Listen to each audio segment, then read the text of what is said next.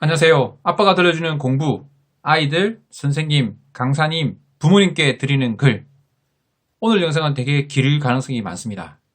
그리고 저는 가급적 끝까지 들어주시길 바랍니다. 해당되시는 분들, 아이들과 선생님과 또 학원 강사님, 그리고 부모님이시라면, 학부모를 둔 부모님이시라면, 또 학부모를 두실 부모님이시라면 꼭 들어주시기를, 끝까지 들어주시기를 바랍니다. 아마 영상이 길어질 것 같습니다. 제 생각에는. 이제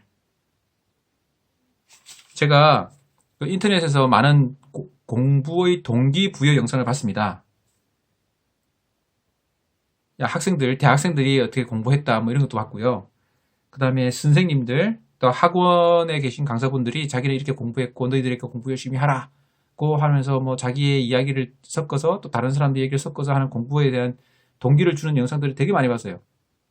물론 대개는 아니고 전부 다 본 건 아니고 하여튼 링크 막 많더라고요. 학원 강사님들이 워낙 말도 잘 하시고 또 아이들을 많이 다루다 보니까 공부 동기 영상도 많이 찍으셨나 봐요. 그래서 해마다 그런 게 있는데 누적된 게 되게 많더라고요. 공부 열심히 해라 하면 좋다는 그런 게 많았습니다. 저 EBS를 열심히 봤는데 EBS에도 모든 강의마다 그 초반부분과 끝부분에는 중간에는 공부에 자극이 되는 영상, 또 멘탈 관리를 위한 영상들을 찍으시더라고요. 아마 그렇게 영상 안내를 받으셨는지 거의 대부분 스님들이 매번 강의에 그걸 찍으시더라고요. 그것도 참 뭐 좋았습니다. 그런데 아쉬운 점이 하나 있습니다. 그 모든 영상에 거의 공통점이 있는데 제가 느낀 가장 큰 아쉬움은 이겁니다. 첫 번째는 이 공부하는 것이 쓰이지 않는다. 여러분 인생에 그런 도움 안 되는데 극기 훈련의 도구가 된다. 여러분의 캐릭터를 하고 인내를 훈련시키고 뭐 꾸준함을 볼 수 있고 여러분들이 그렇게 그 성적을 잘 받으면 취직할 때도 도움이 될 것이다. 왜? 그 사람이 그 능력이 학업 지식이 아니라 꾸준함, 성실함, 자기 극복의 그것이 결국에는 취직과도 연관된다. 뭐 이런 내용도 많고 그렇게 극기 훈련하고 자기를 훈련하는 사람들이 성공할 수 있다. 그 뭐 수학, 영어, 물리가 쓰이는 게 아니라 그게 안 쓰이더라도 그게 도움이 될 수 있다. 뭐 이런 얘기 많이 하시고 한국이라는 사회는 특히나 더 그렇다. 학벌이 중요하다. 그러니까 공부 열심히 해라. 근데 한국이 잘 거 아니냐. 뭐 약간 이런 영상도 있었고 뭐 그런 것들이 대다수였습니다. 여러분들이 공부하고 있는 것이 결국 쓰일 것이다. 라고 말하는 사람들은 거의 없었어요. 정말 안타깝습니다. 제가 그래서 그에 대한 얘기를 쭉 하면서 사례들, 그 다음에 뭐 당부 들으실 말들을 쭉 이어서 할 겁니다. 우선 첫 번째, 여러분이 지금 국어, 영어, 수학, 물리를 공부한 것들이 쓰이게 된다, 나중에. 라는 거를 왜 말하지 않는가, 사람들이. 라는 걸 첫 번째 생각하면, 일단 첫 번째, 그렇게 말하는 사람들은 인기가 없어요, 인기가. 그 말은 여러분들이 지금 다 쓰게 되니까 다 필요하다. 그럼 열심히 공부해야 된다. 그런 말하는데 그 인기가 없을 거라고 생각이 듭니다. 두 번째로는 본인들이 사용하지 않아요. 본인들이 수학, 물리, 수학 선생님 같은 경우는 수학은 열심히 쓰겠죠. 근데 뭐 영어나 영어나 뭐 물리나 화학이나 이것들을 본인이 잘 안 쓴다고 생각하시는 것 같아요. 그러니까 별로 쓰이지 않는다고 생각하시는 것 같아요. 저는 그렇게 생각하지 않습니다. 저는 뭐 수학, 영어, 물리 다 배웠지만 지금 그때 배운 그것들이 저희 삶에 아주 밀접하게 영향을 미치고 있다고 생각되고 학교에서 배운 모든 지식이 모든 사람에게 다 써야 된다고 생각하지는 않아요. 자, 예를 들어서 볼게요. 목수가 있으면 뭐 톱, 망치, 끌 뭐 이런 도구가 있겠죠. 그리고 요즘 전자기기도 많죠. 그래서 몸에 차고 다닙니다. 이렇게 딱 해서 뭐 이렇게 지붕에 올라서 막 공치 주고 그러죠. 그러면 그 모든 도구를 다 써야 되나요? 그러지 않죠. 항상 쓰는 도구는 딱 갖고 다니겠죠. 근데 그 중에서 일부는 가끔 쓰는 거예요. 하루에 한두 번. 그리고 어떤 것들은 뭐 어쩌다 하면 쓰는 거예요. 그런 것들은 밑에 있죠. 저 차 안에 있다든지. 그러면 이제 그걸 갖고 올라와야 되죠. 모든 공정 중에 오늘 쓸 것이 필요하다 그러면 그걸 차 안에서 갖고 와서 쓰겠죠. 그리고 내일은 안 써요. 그럴 수도 있어요. 그러면 그 사람은 뭐 일주일에 한 번 쓰는 공부라 그러면 그걸 사용법을 몰라야 됩니까? 그렇지 않죠. 그것도 알아둬야 되는 거죠. 그래서 1년에 한 번 쓰는 공부도 알아야 되는 거고 매일매일 쓰는 건 당연히 알아둬야 되죠. 근데 매일매일 쓰지 않는다고 해서 그걸 쓰지 않는 게 아니죠. 그리고 또 내가 목수가 될지, 난 요리사가 될지, 내는 호텔 이렇게 인테리어 하는 사람이 될지, 매니저를 하는 사람이 될지, 나는 치킨집을 할지, 뭘 할지 모르는 사람들이 다양한 도구를 준비한다. 젊은 때에. 그건 당연히 필요한 거죠. 그 중에서 일부분이 쓰이는 겁니다. 그리고 그 쓰는 사람은 그걸 잘 써요. 자, 목수를 이용한 도구가 있는데 나는 목수가 아니에요. 그렇지만 그 도구를 잘 쓸 때도 있습니다. 다른 일을 하면서도 그때 그 아이디어를 이용해서 융합형으로 그러죠. 쓸 수 있죠. 나는 다른 이제 요리사가 쓰는 도구인데 그 도구를 의사가 사용할 수도 있겠죠. 미켈란젤로 아니지. 모나리자 그런 사람 누구죠? 다빈치. 그 사람 같은 경우 요리사였다 그러잖아요. 요리하면서도 많은 그 아이디어도 내고 그런 거 혹시 들으셨나요? 예, 제가 아이들 책에서 보고 알았는데 그 사람이 화가로서도 할 때도 요리사로서 있었던 그 이제 경험들을 잘 살려서 그 물감이나 이것들을 잘 잘했다 그러고 뭐 최후의 만찬 이런 그림 같은 거 그릴 때 그 음식들 있잖아요. 그것도 상당히 요리사적인 센스를 가지고 뭐 만들었다고 한 걸 들은 것 같은데 자기가 갖고 있는 그 경험들이 다 어딘가 쓰인다는 거예요. 안 쓰는 사람도 있을 거예요. 안 쓰는 그 사람은 정말 안타까운 거죠. 그러니까 최소한으로 쓰도록 하는 게 아니라 너에게 줄 수 있는 모든 걸 다 준비해 줄게.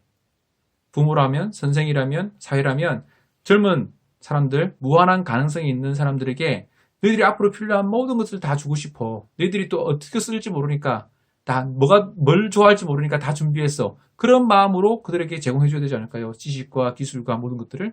그것이 공부라는 거예요. 그렇기 때문에 사용하지 않는 사람들은 내가 사용하지 않았다고 하지만 그건 그 사람 이야기고 사용한 사람 잘 사용합니다.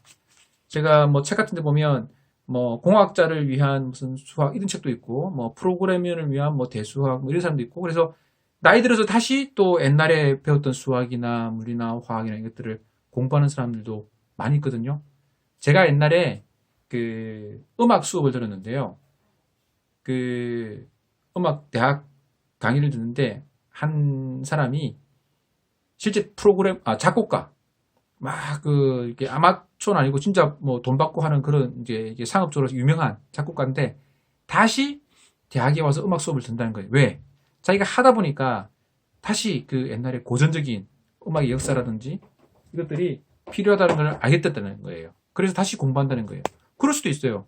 물론 다시 필요성을 알고 다시 공부하는 것이 가장 이상적이겠죠. 근데 아직 뭐가 필요한지 잘 모르는 상태에서 학교 수업 시간에 그걸 들어뒀다 그러면 그것이 바탕이 됐겠죠. 그리고 필요하면 다시 또 배우면 되고. 그러니까 지금은 뭐 계속 배우고 안 배우고 계속 이어지니까. 그래서 저는 여러분들이 배우는 것이 쓸모가 없을 것이다 라는 거에 절대 반론합니다. 그 사례를 여러 가지 좀 들려고 해요. 근데 이제 그 사례가 공감이 안 될 수도 있어요, 여러분들한테. 왜냐면 그 사례는 그걸 이해하는 사람은 그렇구나 생각되지만 이해를 못하는 사람은 그게 그래? 그러니까 결국 그 안경을 끄고 보는 사람은 보인다는 거예요. 그 안경이 없는 사람은 갖다 줘도 잘 못 봐요. 그래서 이 안경을 씌워주려고 하는 거거든요. 교육이라는 게. 옛날에 어떤 이 사례들 뭐 재미없을 수도 있어요. 근데 끝까지 들어주시면 고맙겠어요. 그리고 아주 중요한 사례들도 아니에요. 근데 이제 가급적이면 여러분들에게 실감이 나게끔 하기 위해서 그나마 공통적으로 또 이해가 안 되는 분들한테도 공통적으로 하기 위해서 이런 사례를 찾은 거고 사실은 구석구석에 가보면 더 많고 풍부한 사례들이 있어요. 그 각 분야마다.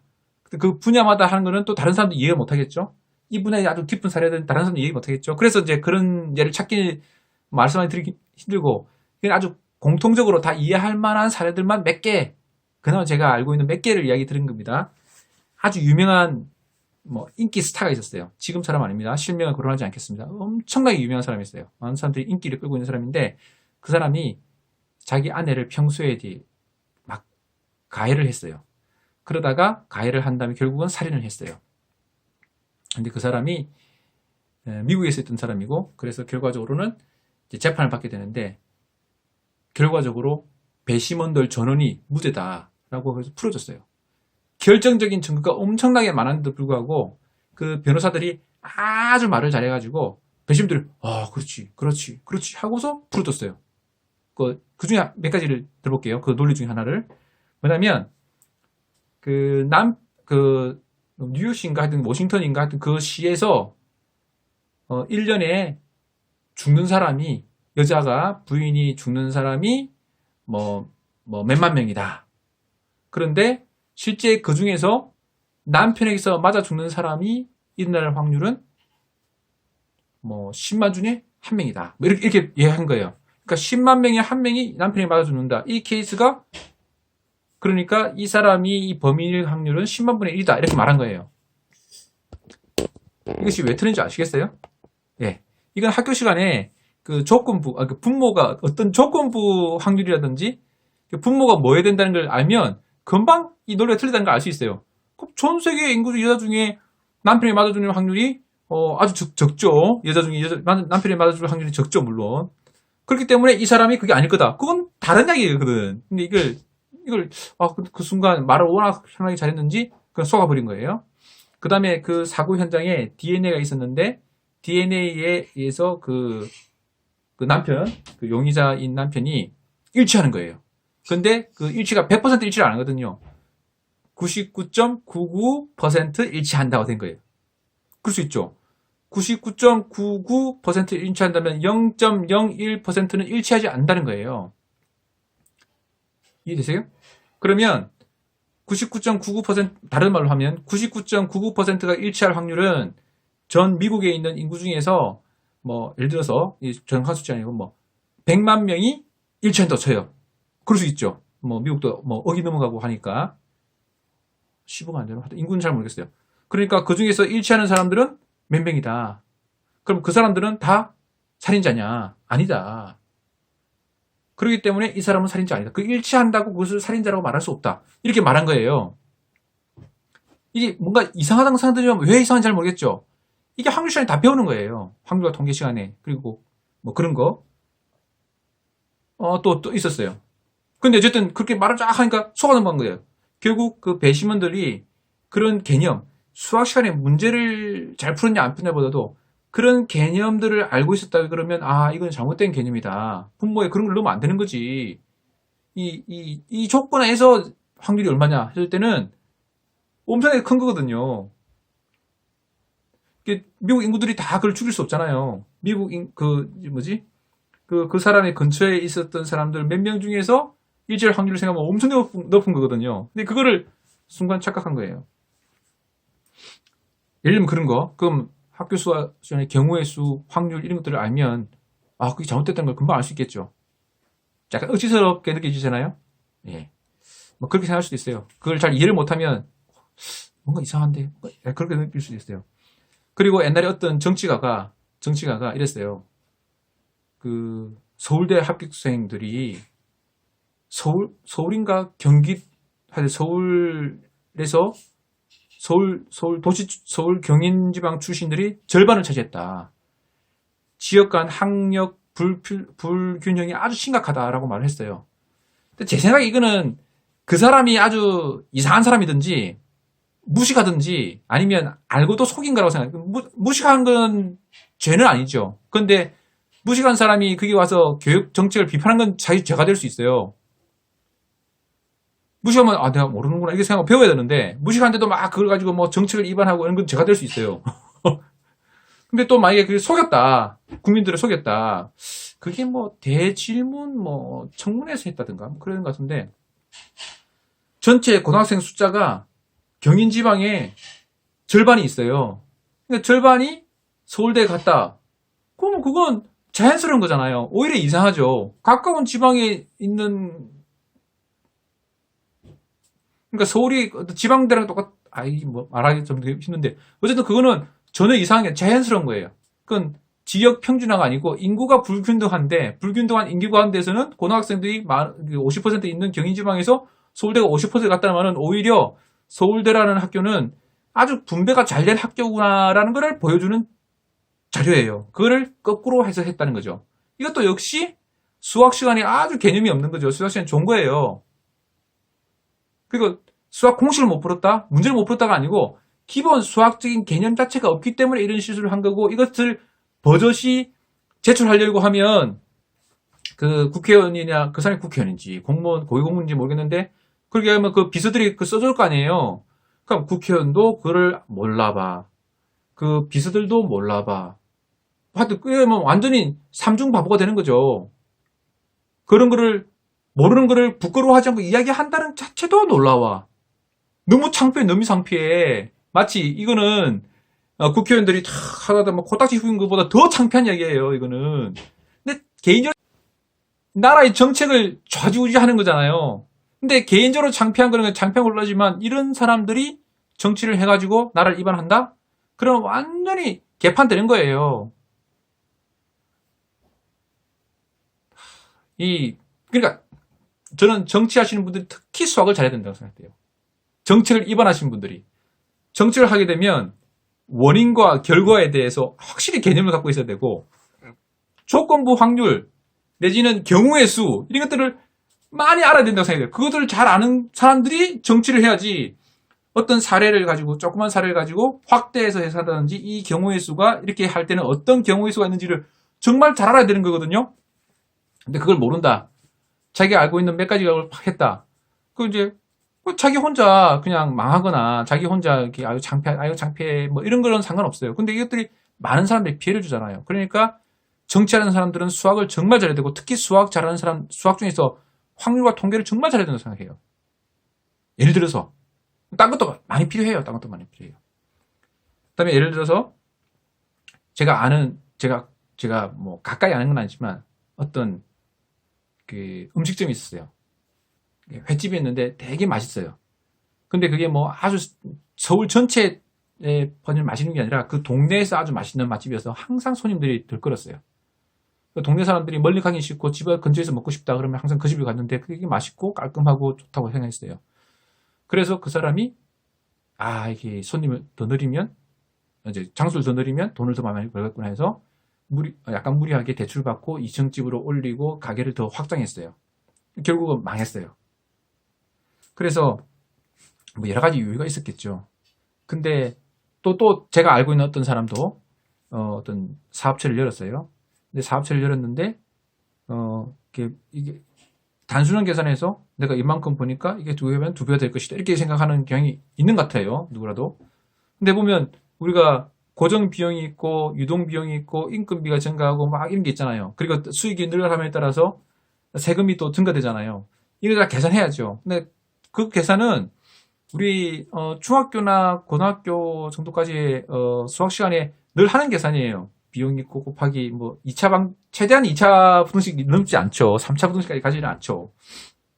엑셀에 보면 해찾기 기능도 있고 뭐 다양한 기능이 있는데 그냥 그래프를 쭉 그려보면 내가 평순이었고 내가 얼마만큼 노력할 때 이게 답이 나오거든요.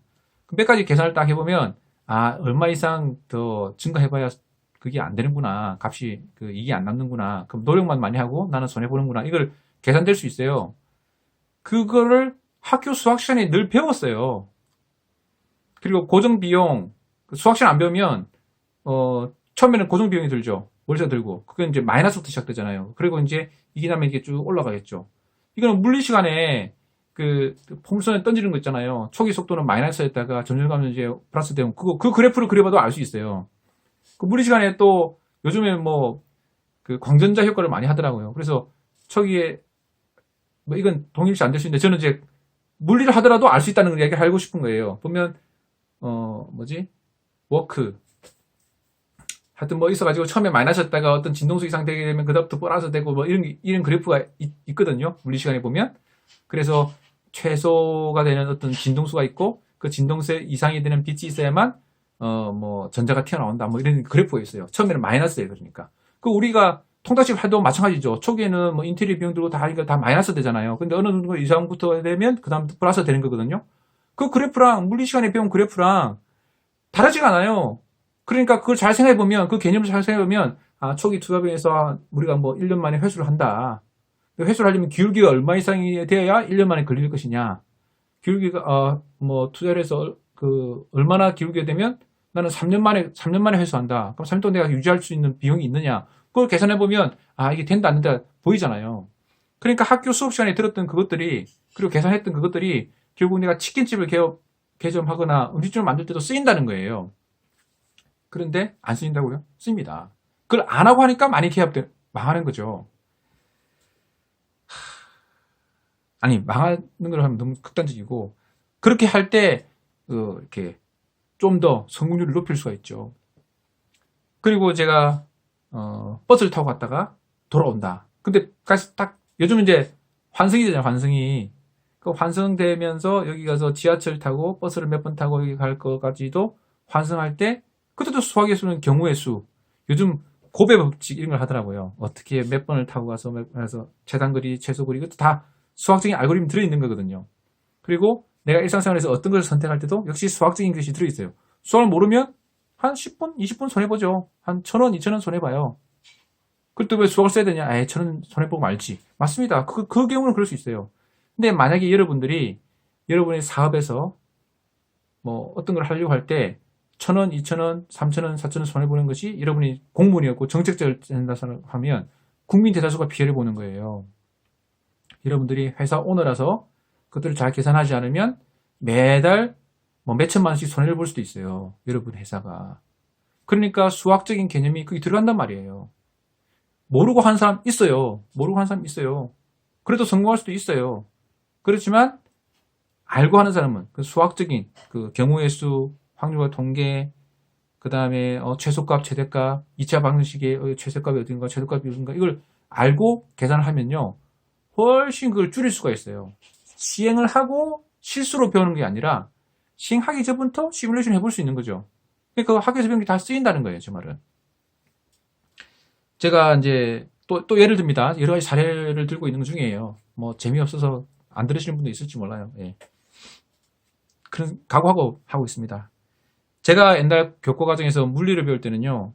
그 현의 진동을 배웠어요. 현, 삥, 기타 팅, 이 배웠거든요. 그 뭐 L, EL 배웠는데 이게 다 빠졌어요. 다 빠졌더라고요. 나름대로 중요하고 그것 때문에 그걸 알기 때문에 제가 찍은 영상 중에 보면 이제 뭐 현과 관련된 영상이 좀 있거든요. 그 진동과 관련 음악과 관련된 영상이 있는데 그것도 다 그런 그지 배경이 된 거예요. 거기 다 빠지고 지금은 뭐냐면 저희 학교 때는 전혀 배우지 않았던 제가 학생 때는 전혀 배우지 않았던 그 상대성 이론도 배우고요. 광전 효과에 의해서 빛이 들어가게 되면 전자가 나오는 것도 막 배우더라고요. 그거에 대한 어떤 물리적인 해석, 얼마나 많은 에너지가 나올 것이냐, 뭐 이런 것들을 배우는데, 와, 너무 어렵잖아요. 저는 되게 어렵게 느껴졌거든요. 제가 안 배웠던 걸 배우니까. 그런데, 처음이라서 뭐 그런 것도 당연히. 그런데 그것들이 지금 우리 핸드폰에 쓰이는 많은 것들과 연관이 있더라고요. 핸드폰에서 이제, 빛이 들어가게 되면 어떻게 해서 전기가 생겨서 그것이 이제 빨갛게 RGB 값이 나와서 카메라를 찍는 것이냐. 그 다음에 이제 우리 무선 충전기 있잖아요. 그 유도전류하는 걸 배웠는데, 저희 학생 때 배울 때 그 유도전류는 프레밍의 오른손 법칙, 전류 자기장 동력, 뭐 이런 거 해가지고 전자가 튀어나가서 전자가 이렇게 움직이는 걸 배웠는데, 그게 아니라 이제는 그 자속, 자기장에 그게 있고, 이게 코일, 뭐 그런 식으로 배우더라고요. 약간 달라졌어요. 뭐 둘 다 옛날부터 있던 거였는데, 그때는 이제 뭐 전자현미경 같이 이렇게 해서 전자를 쏘면 전자가 이렇게 휘고 이런 것들을 위주로 했다 그러면 이제는 자속 안에서 전선이 움직이면서 그게 코일에 의해서 이제 전기가 생기는 거, 유도 기전력을 주로 배우더라고요. 이전에 제가 그 유도 기전력에 대해서는 기억이 잘 안 나서 뭐 잘 몰랐는데 그런 것들이 다 모두 발전기에도 쓰이는 거지만 또 핸드폰 무선 충전기도 쓰이고 그런 것들을 하더라고요. 제가 말하던 바는 그겁니다. 이제 지금 교과 과정에서 배우는 내용들이 상당히 지금 우리 생활과 밀접하게 관련이 있다는 거죠. 그리고 그것이 쓰인다는 겁니다. 또 그런 사례들을 교과서에 담으려고 노력을 했고 또 선생님들은 그런 사례를 이제 교과서에 있으니까 또 알려주기도 하고 그렇지만 결국 모든 것들이 제가 말하자는 바는 뭐냐면 지금 학교에서 배우고 있는 것들은 실제 사례에 쓰인다는 거예요. 우리 학생들 중에서 일부 사람들은 그 뭐죠? 핸드폰을 개발하는 회사에 들어갈 수도 있고 공장에 들어갈 수도 있고 핸드폰을 판매하는 사람이 될 수도 있는 거죠. 그 다음에 또 일부 사람들은 또 다른 일을 하겠죠. 뭐 핸드폰, 뭐 배터리 관계된 어떤 업체가 될 수 있는 거고 그 모든 것들이 지금 배우고 있는 것들이 도움이 될 거예요. 마케팅 하는 사람들은 또 역시 마찬가지로 미분적분도 도움될 거고 그래서 지금 배우고 있는 것들이 결국 여러분들이 대학 가서 또는 그 이후에 직장 가지면서 다 쓰이게 되는 모든 것이 쓰인다는 말 아니에요. 쓰이게 될 만한 소스들을 배운다는 거예요. 마치 음식으로 치면 밑재료가 되는 거죠. 뭐 상추도 있고 배추도 있고 뭐 브로콜리도 있고 소고기, 돼지고기 있는데 이것을 가공해서 먹을 줄 아는 사람들은 먹을 것이고 그것도 없는 사람들 또는 그 재료가 없는 사람들 또는 그 재료가 있어도 가공할 줄 모르는 사람들은 결국에는 그걸 못 써먹겠죠. 그럼 안타까운 거 아니겠습니까? 그래서 일단 우리가 지금 하고 있는 많은 것들이 결국 나중에 쓰인다. 그런 것들을 꼭 기억하고 이제 선생님들이나 이제 학원 강사님들은 그 이야기를 좀 해줬으면 좋겠습니다. 이야기 계속됩니다. 그 다음에 이제 당부의 말씀이 있어요. 너무 길죠? 예, 제가 처음부터 길까라고 생각했습니다. 그래서 이제, 예, 뭐냐면, 당부의 말씀은 아까 했던 것 방법인데, 교사 선생님들과 그 학원 선생님들은 제발 이거 안 너희들이 이거 쓰는 거 안 쓰인다. 그러니까 이거는 그냥 너희들이 극기 훈련으로 도움되는 거다. 대학 들어가고 나면 꽝이다. 라는 말씀 안 해주셨으면 좋겠습니다. 그것들이 혹시나 뭐 학생들의 인기는 아닐 거고 동기부여에 그게 도움이 될 거라고 생각해서 그러실 수도 있고 또는 내가 살아보니까 별로 안 쓰이더라. 그렇게 생각하실 수도 있어요. 왜냐하면 학원 선생님들은 학교 선생님들은 학교 수업 시간에 그걸 써먹지 일상생활에 써먹지 않을 수도 있거든요. 절대 그렇지 않습니다. 제가 학교 다닐 때 우리 화학선생님은요. 일상생활에서 화학이 얼마나 많이 쓰인가를 계속 얘기해요. 계속.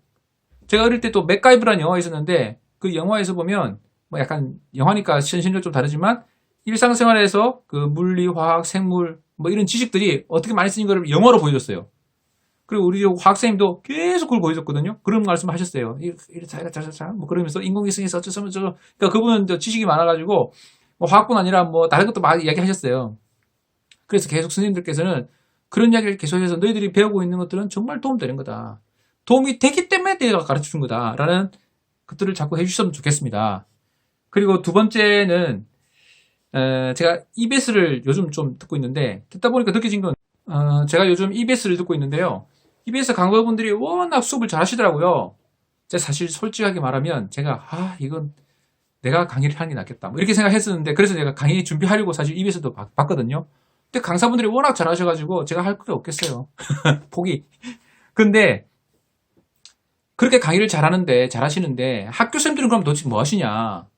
학교생도 강의를 잘하실 거예요. 잘하실 거 준비하고 생각하고 있어요. 또 그건 이중 낭비잖아요. EBS 이미 잘하고 있는데 굳이 학교생도 그걸 하고 하시니 이건 낭비한 생각이 들었습니다. 오히려 저는 학교 시간에 그 EBS 강의를 틀어주고 그 다 무료거든요. 하고 오히려 강의 준비하는 시간에 사례 이것이 어떻게 실전에 쓰일 수 있는지 EBS에서 다뤄주고 있지 못하는 그런 사례들이나 동기부여, 학생들의 질문에 답변 뭐 이런 것들을 위주로 학생들로 하여금 해주는 것이 저는 낫지 않겠나 생각이 듭니다. 괜히 A 잘하고 있는데 또 그걸 한다는 것은 과거의 습관을 못 버린 탓이 아닐까. 그러니까 학교 선생님들은 이 잘하는 역할이 있고 그러니까 오프라인에서 잘해야 될 것들은 오프라인에서 하고 온라인을 잘해야 될 것은 온라인을 하고 그래서 온라인과 오프라인을 잘 매칭시킬 수 있도록 해야 되는데 제가 학교 선생님께 여쭤봤거든요. 근데 그렇게 하게 되면 교장 선생님들이나 다른 분들이 이 선생님들 별로 일 안 한다고 생각할 것 같다는 거예요.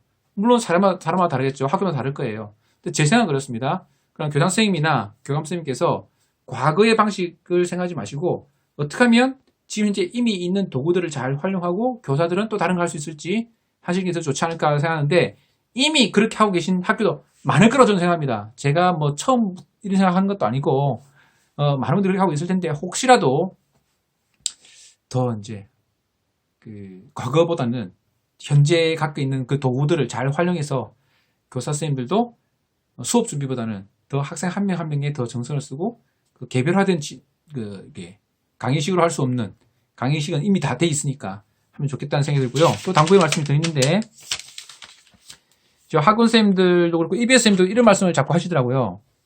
계산을 빨리 해야 된다 이런 말씀 하시는데 이런 말은 저는 안 해도 된다고 생각합니다. 뭐 선생님마다 철학이 있으실 테니까 교수님마다 이렇게 철학이 있으실 테니까 동의하지 않으실 수도 있는데 제가 개념 강의라고가 있고 수능 특강이 있고 이렇게 개념 크게 강의가 두 개가 분리되어 있더라고요. 개념 강의는 개념을 위주로 하는 강의고 특강은 수능 시험에 맞춰진 강의다 이렇게 말할 수 있겠어요. 뭐 참 좋은 분류로 생각됩니다. 저 때는 그런 개념 자체가 없었으니까. 근데 개념 강의에서조차도 자꾸 개념 하다가 이거 계산을 빨리 해야 된다. 빨리 너희들 뭐 이런 말씀을 자꾸 하시더라고요. 어떤 선생님들은. 근데 그렇게 하면 학생들이 금방 먹지 개념이 더 좋아진 것도 아니거든요. 너희들은 할 수 있다. 나는 계산 좀 빠른데 이거 많이 하다 보니까 이렇게 된 거야. 너희도 하다 보면 나중에 이렇게 돼. 라고 말씀해 주는 것이 학생들에게 더 격려가 되지. 이걸 이렇게 이 정도 계산은 빨리 해야 된다. 팩토리얼 계산 이 정도는 딱 암산을 할 수 있어야 돼. 뭐 삼각함수, 코사인 이것들은 딱 바로바로 나올 수 있어야 돼. 이렇게 말하는 거는 저 나중에 개념 강의 때가 아니고 문제풀이 할 때나 하셔도 되고, 저는 그것도 필요 없다고 생각하지만, 저 개인적으로 그거 필요 없다고 생각하지만, 어쨌든 꼭 필요하다고 생각되시는 분도 있을 테니까 제발 개념 강의 때는 그런 얘기 안 하시고, 천천히 하더라도 하면 된다. 계산을 빨리 할 필요는 없다. 그래서 나도 이렇게 천천히 하는데 잘 된다. 개념을 알면 나중에 점점 빨라진다. 이렇게 말씀해 주시는 것이 훨씬 좋지 않을까, 그런 생각이 들었습니다. 그 다음에 또 이제 학부모님들께 추천드리고 싶은, 제안해드리고 싶은 것이 있는데, EBS 강의를 들으시면 저는 좋겠습니다. 들어보시면 학생들이 어떤 공부를 하고 있는지도 알게 되고, 자기 학생 때의 느낌도 있으실 거예요. 그리고 아이들이 수고하고 있구나, 참 어려운 거 공부하고 있구나 라는 것도 알게 되실 거고, 아이들에게 해줄 말도 있다고 생각됩니다. 자기는 딴 거 하고 있으면서, 자기는 유튜브 보고 있으면서 애들 보고 유튜브 보지 말게 한다든지, 자기는 오락 예능 프로 보면서 아이들은 못 보는데, 이렇게 하면 말이 안 맞잖아요. 너희들 그렇게 열심히 하라고 했으면 자기도 열심히 해야죠. 그 반이라도 해야죠. 너는 학생 때니까. 학생 때 도움되는 것이, 그러면 평소에 어른들 도움이 안 되는 거면 왜 학생 때 열심히 하라고 그래요? 말이 안 맞잖아요. 집중해서 하라면서요. 자기도 집중해서 하는 걸 보여줘야죠.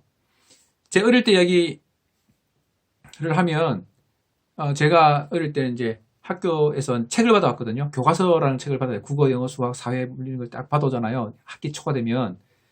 갖고 오면, 집에 오면 제일 기뻐하는 분이 저희 어머니셨어요. 그리고 옛날 달력을 다 꺼내요. 그래서 그걸 다 쌉니다, 이렇게. 책 커버를 쌓아서 책이 귀하니까. 그래서 그걸 통해서, 우리 집에서는 책이 상당히 귀하다. 책은 아주 대접받아야 될 거다라는 그런 인식을 어릴 때부터 일부러 하신 거라기보다는 어머니께서 그렇게 생각하셨어요. 그래서 딱 컵을 딱 예쁘게 싸요. 이렇게 딱 싸고, 저녁이 되어서 아버지가 퇴근하시면 아버지의 글씨로 딱 사회, 국어 1학년 1학기, 3학년 1학기, 그걸 책 앞에 딱 써요. 아버지가 글씨를 잘 쓰시거든요. 서예 비슷하게, 그것처럼. 옛날에는 그런 분들이 많았던 것 같아요. 그 쓰면, 그거를 기다리는 거예요. 그러니까 아버지가 어떤 나름대로 이렇게 써주는 거고. 그래서 그 교과서가 참 귀중하고, 그거를 좋다, 하여튼 중요한 거다라는 것을 어릴 때부터 암시적으로 쭉 이제 배웠던 기억이 나요. 그리고 더 중요한 거는, 저희 어머니가 그 교과서를 열심히 읽으셨어요.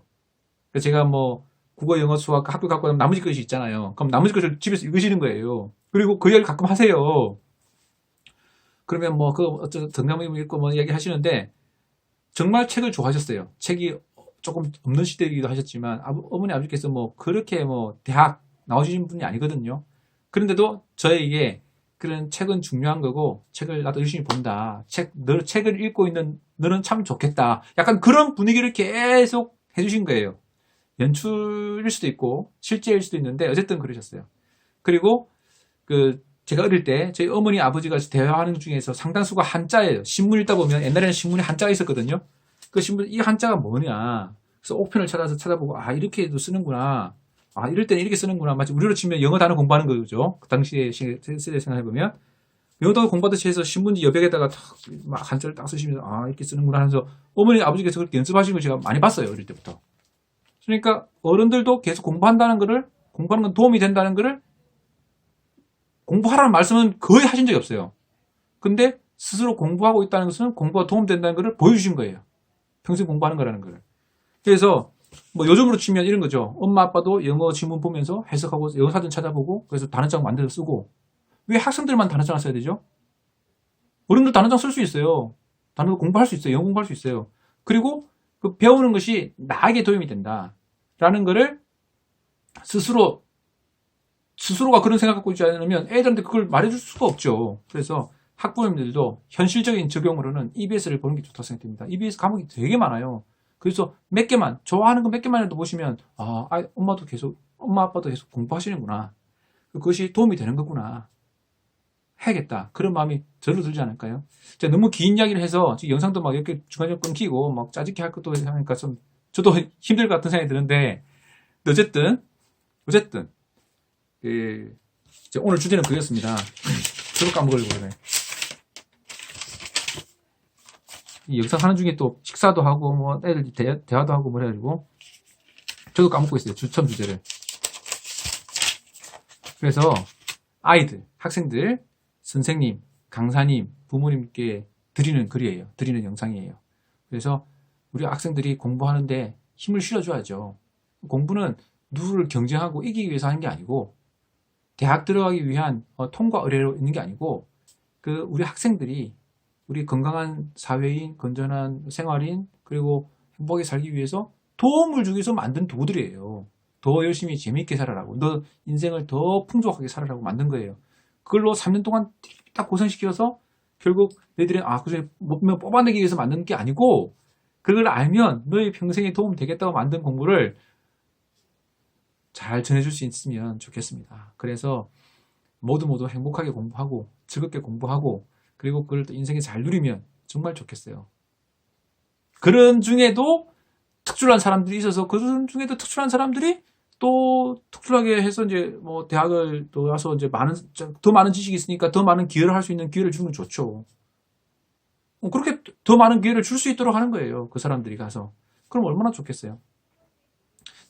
공부하는 근본적인 이유를 생각해서 선생님, 학생, 부모님, 아이들, 학생들도 다 행복하게 공부했으면 좋겠어요. 힘들게 공부하지 말고 재밌게 공부하면 좋겠습니다.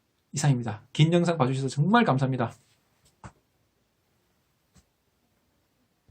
그리고 수능 출제하시는 분들께 꼭 부탁드리고 싶어요. 제가 영상 뒤에 다 찍고 생각해서 추가하는 건데 우리 문제 내는 문제들이 많잖아요. 수능 문제들이. 그 문제를 어떻게 내냐에 따라서 학교 선생님들과 학원 강사분들이 확 교육 방식이 바뀔 거예요. 학생들도 바뀌고 학원 관계자들도 다 바뀌고 뭐 평론가 뭐 교육 상담사 다 바뀔 겁니다. 그러니까 수능 문제를 어떤 식으로 출제하는지가 제일 중요하다고 생각이 들어요. 그 수능 출제하시는 분들이 제발 우리 학교에서 공부하는 것들이 실생활에 도움이 안 된다라는 생각을 못하게 정말 이것이 어떻게 도움이 되는지를 알게끔 문제를 출제해 주시면 좋다는 생각이 들어요. 국어 같은 경우는 지금 뭐 그 자체가 그냥 일상생활에 다 도움이 되기 때문에 국어는 더 이상 할 거 없고 지금처럼만 계속 해주시면 될 것 같고 특히 수학이나 이제 과학 같은 거는 실생활에 적용되는 게 얼마나 많아요. 지금 이 순간 핸드폰에 들어간 게 얼마나 물리적인 화학적인 게 많습니까? 그리고 뭐 눈이 오는 거, 비가 오는 거, 뭐 유튜브 방송하는 거, 인터넷 하는 거 모든 것들이 다 과학적인 거잖아요. 물리, 화학, 생물 다 들어가는 거잖아요. 우리가 밥 먹고 소화시킨 게 얼마나 다 생물적인 게 다 들어가 있습니까? 그런 건 다 확인할 수 있겠죠. 사회나 역사는 사실 좀 조심스러울 것 같아요. 그런 것들을 현실에 적용하다 보면 약간 정치적인 문제가 있을 수도 있을 것 같고 또는 역사 해석에 대해서 막 이론이 있을 수 있기 때문에 현실에 바로 적용하기는 조금 어려울 수는 있을 것 같아요. 그런 건 어쩔 수 없겠지만 가능한 이 학생들도 학교 선생님들도 학부모들도 모든 사람들이 시험 공부는 그냥 시험 공부 끝이야.